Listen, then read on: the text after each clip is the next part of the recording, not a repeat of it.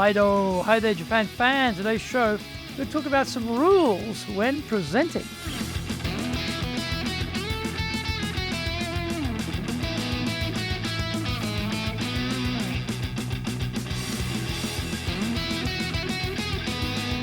Present o master shimashou.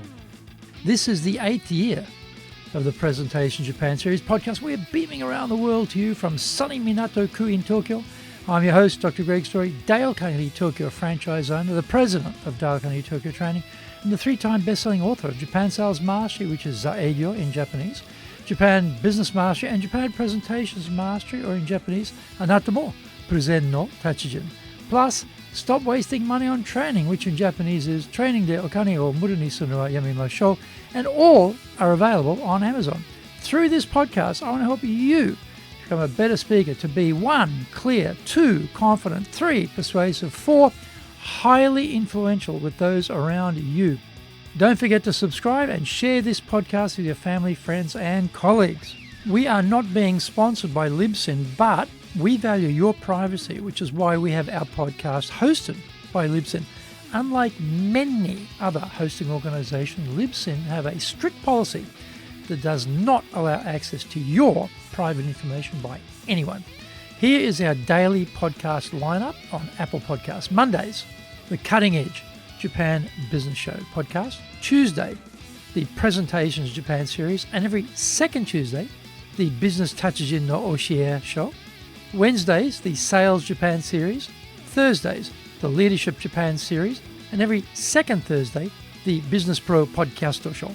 Fridays, the Japan Business Master Show podcast. And Saturdays, Japan's top business interviews. This is episode number 378. 378.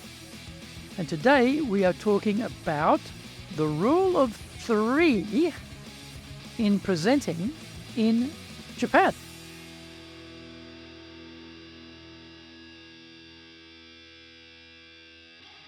When we are planning our talk, we have to decide what is the purpose of this presentation. In business, typically, we most often deliver the inform type. We will pass over information we've come across in our travels and research for the edification of the audience.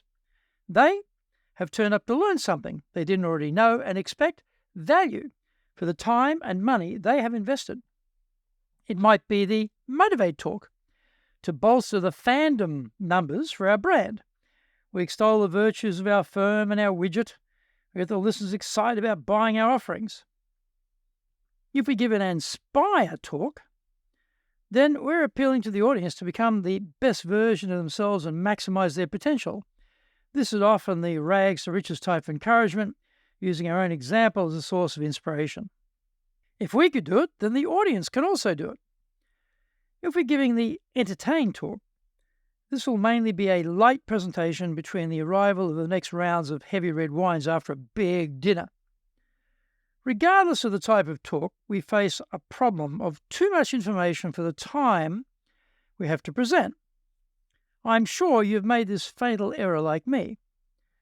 Before doing any serious planning, we plunder other presentations for interesting, relevant, and cool slides to add to this talk. We start from the wrong point. And before you know it, we have fallen in love with a lot of content. We have missed the viewpoint of deciding our central thesis and then going around and matching the proof and evidence to drive home our conclusions. This bottom-up approach usually means we have way too many slides and certainly many more than we need to make our point. What we think is adding power and strength to our argument is, in fact, weakening it. The problem is one of dilution. If we give the audience too many things to consider and take in, then they don't gain a strong central message from us. I notice this tendency when we are teaching the magic formula to give talks. There's a period at the beginning of the talk to set the stage, draw out the context, explain the background. Then we recommend an action, and we follow this up with the benefits of taking that action. It's a very simple and tight formula. What always happens, though, when we do the role play and the coaching, is people go off the track. Find out more. We come back from the break. Our show today is brought to you by our public courses, but we also do custom in-house programs. We do them in Japanese, we do them in English, we do them in our super safe classroom, and we do them live online. The show today is being brought to you by, on the 25th and 26th of April, doing our High Impact Presentations course. On the 26th of April, doing our Winning with Relationship Selling program. On the 9th of May, we'll be doing our Dale Carnegie course 3-day version. Go to our website, dale-carnegie.co.jp. That's Dale, D-A-L-E Carnegie, C-A-R-N-E-G-I-E.co.jp. Lots and lots of value there for you. To do better in Japan, email me at greg.story. That's greg.story, S-T-O-R-Y, at dalecarnegie.com. If you like learning by watching videos, then we have over 2,300 there for you at Tokyo, Japan, Dale Carnegie TV on YouTube. We release 3 shows every week on YouTube. The Cutting Edge Japan Business Show, that's the premier business show on Japan, every Monday, Tokyo time.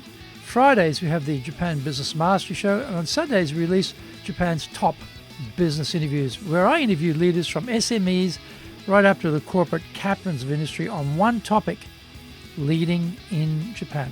Now, every second Thursday, we release the Business Pro Television Show. Get my best-selling books on business in Japan. The Bible on Selling, Japan Sales Mastery, that's Zaegyo in Japanese, Japan Business Mastery, and Japan Presentations Mastery, which is Anatomo Present no Tachijin in translation, plus Stop Wasting Money on Training, which in Japanese is Training de Okane o Mudni Sono wa Yamimashou. And all are available on Amazon.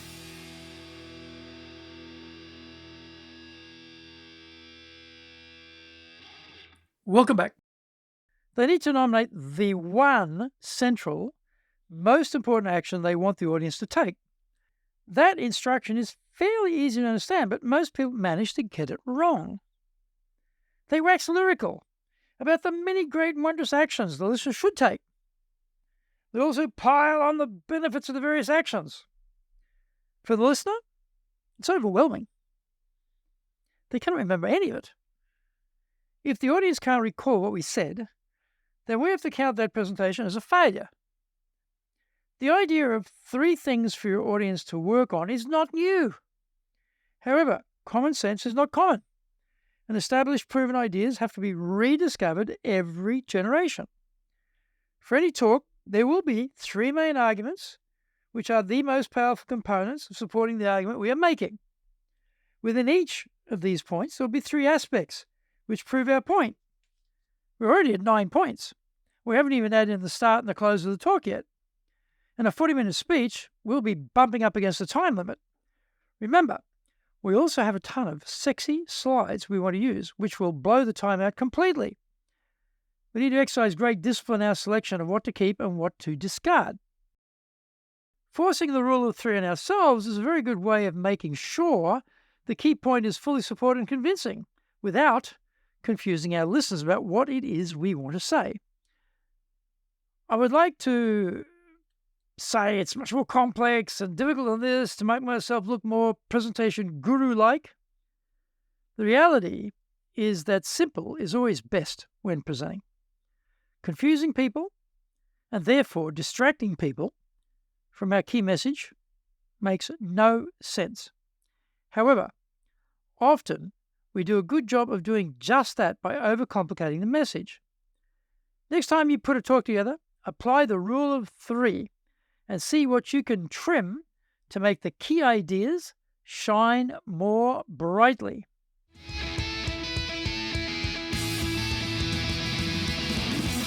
Did you get value from today's show? If you did, then share the love around with your family, friends, and colleagues. Don't forget to subscribe and share this podcast. Until the next episode, go out there and apply the learnings from today and become a presentations legend amongst your circle.